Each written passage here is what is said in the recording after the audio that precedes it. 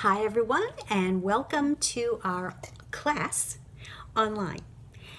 And I want to first of all let you know how great you are doing on your DB posts. They're so interesting. You're bringing up a lot of good observations and discussions, and so well done. Let's keep this going. So that is, by the way, that is how we are doing our attendance, because we're attending online and not in person. So that's how those attendance points will be keeping strong throughout the rest of our semester.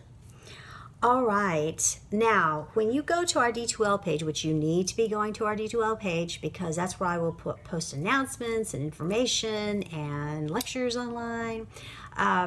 So when you go there, you will see that there is a lecture week of March 23rd through 29th. And so this is what we talked about this week. So let's go over that just a little bit and kind of go through the high points of these three pieces. So I've chosen to embed the images into the lectures, the written lecture parts, and not have separate PowerPoints because it just seems, redundant to have them in two different places. And why? What's the point? So you will have the pieces. You had the pieces, and you've had the information for them below. Yeah, so I hope you've enjoyed looking at these and kind of learning more about them and their representation. I chose two religious works. One is by Matthias Grunwald, and that is the Eisenheim altarpiece closed, because then when you open it up, there's even more artwork. But we're just going to look at the closed section or aspect, I should say. And then this is a Catholic piece that was created for a Catholic church, and it's still in its setting, which is wonderful because you get context when you look at it. You could even Google this and look at other views of this. And we don't often have things in context, so this is great because it lends itself to what the artist was, what he had to work with, and then how he was going to create this piece to stand out, but also to complement its surroundings, if you will. And then the second piece is The Fall of Man by Albrecht Dürer. And this is a more Protestant pictorial representation of the Garden of Eden. And Albrecht Dürer himself was Protestant, as Matthias Grunwald was Catholic. So we kind of get a different interpretations according to their practices. And then finally is a secular piece, and this was the portrait of Francis I. From France. And so, backing up, we look at this, and it is so poignant, isn't it? And we haven't had a crucifixion scene like this, with this emaciated, twisted, discolored, suffering Christ literally hanging from the cross. And then you have the image of Mary, his mother, all in white, and she is swooning backwards, and John is holding her and catching her. So there's a lot of emotion there. And then with Mary Magdalene, they're kneeling at the cross, and she is going backwards, swooning backwards herself. And the composition is beautiful because it introduces these implied lines and implied curves, and there's a variety of them, but we still, in the center, we have the Christ and the crucifixion. And so it's masterfully done, of course. And then when you look at the Protestant view of I say Protestant view because Dürer became Protestant, and so he kind of takes on, what they want to emphasize in their subject matter and in the way in which it's created. This is a very small piece. This is, 10 by 7.5 inches? All that detail in this very small engraving. He does have two classically posed figures in both Adam and Eve. He has provided them with some modesty there. But otherwise, they have all the musculature and everything of these classical figures that we have seen in antiquity, which of course this is the Renaissance, so they're looking back to antiquity to get these classical forms. And the detail that he's able to achieve with his the subtle shading of the musculature, and then the hair with all the tendrils and the curls, the bark on the tree is stunning. It's really stunning, and in such a small piece. You can definitely see how him being trained as a goldsmith came in very handy, because he's used to dealing with his very tedious little tiny pieces. As I noted, the figures are classical, but the faces and the features of the faces is very Nordic, which would fit relating this scene to something that viewers would be familiar with, which is the way they look. And then also it's been a forest and not a more tropical scene, which is what we're usually more used to seeing, or something not as the trees. It's not like it's in this forest, it's rather a tree that's sitting out apart from itself, and this is very different in its representation. And I think it's good to note as well that the crucifixion is a scene that is repeated over and over again in Catholic works. In a Catholic church today, you have a crucifix, not just a cross, but the actual, the corpus, the body of Christ on the cross, which makes something a crucifix. If it doesn't have the body of Christ on it, it's not a crucifix, it's just a cross. So we have that predominantly in this religious scene. And in more works that appeal more to what becomes the Protestant aesthetic are not as, we don't see the crucifixion scene as much. We see more of, Christ in heaven, or telling different scenes that tell different stories of Christ and his preaching and so forth.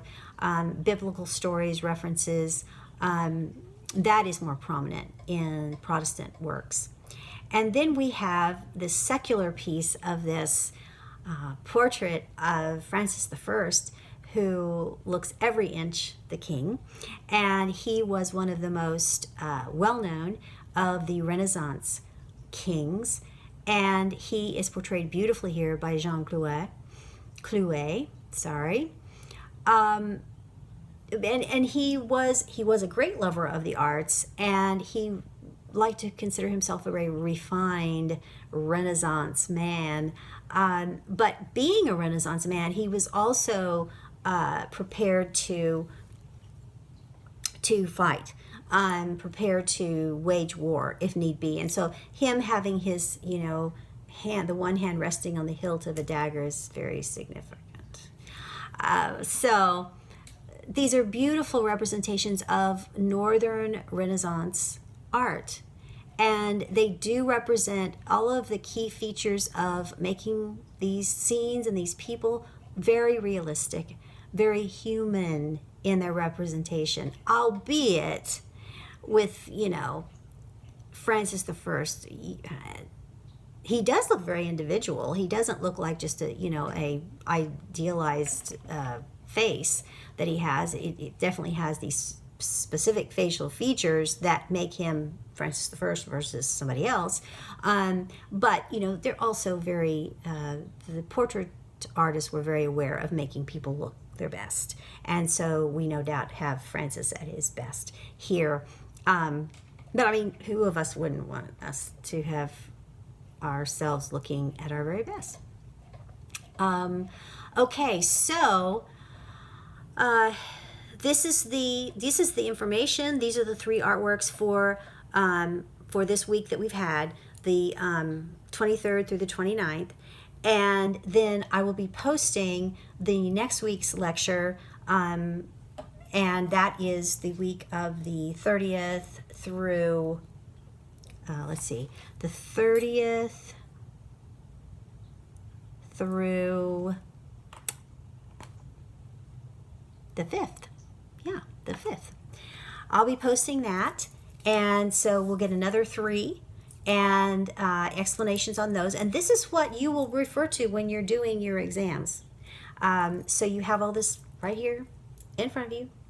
And I won't ask you anything that doesn't come from this information. So it's kind of like you're getting, well, I mean, it's not kind of, it is actuality that you're getting the notes with these images, and that's what you're going to refer to when you are doing your exams. So, easy breezy? Yeah. Let's see. And then our schedule will be for our next exam will be the week of April 12th. So we got a little ways before we have our next exam. And these exams are going to be the same as if we were in the class. There'll be, you know, multiple choice, short answer, true, false, yeah, that kind of thing. So that should not prove difficult for you at all. Then we are going to have our next and only remaining art analysis on the week of April 27th. And so that'll be fine. You won't have any trouble there. And then our next exam opportunity is in May, and that is, let's see, it was supposed to be May 6th, but it'll be the whole week of May 4th. So yay, you know, you can do this throughout the week. You can make your own schedule. It's perfect. It's going to be wonderful. All right, now as we look forward, I am posting the next lecture, and it is going to be over Baroque. And Baroque art, I always say every art time period is one of my favorites. But it is one of my favorites. And it is the time period, of course, coming directly after the Renaissance, and we're going to be talking about this period in both Italy and Spain and in Northern Europe. Wow, I may include more than 3. Just thinking about it, I may include more than 3. So however many images it is.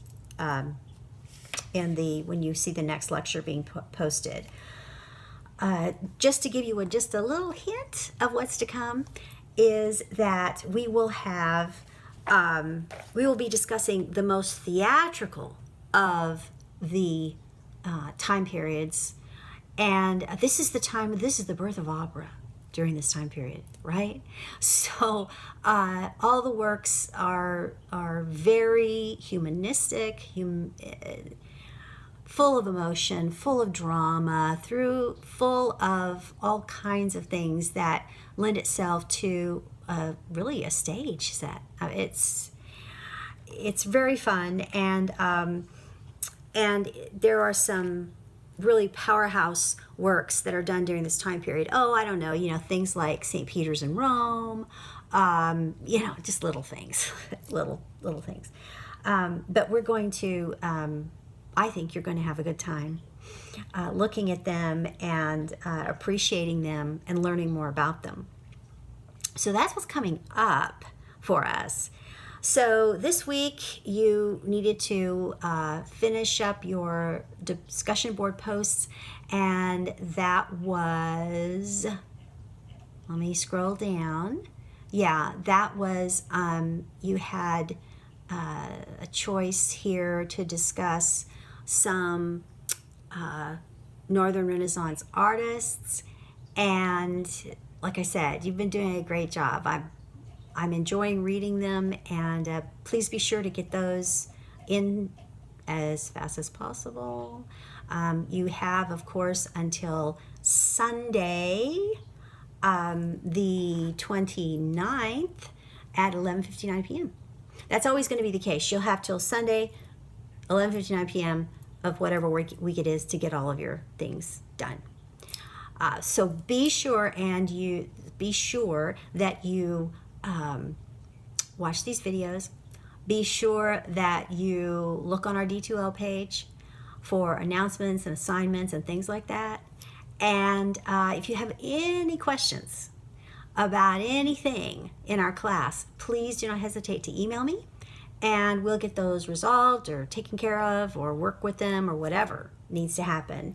And so I look forward to your work, finishing up your work for this week, and your new work coming next week.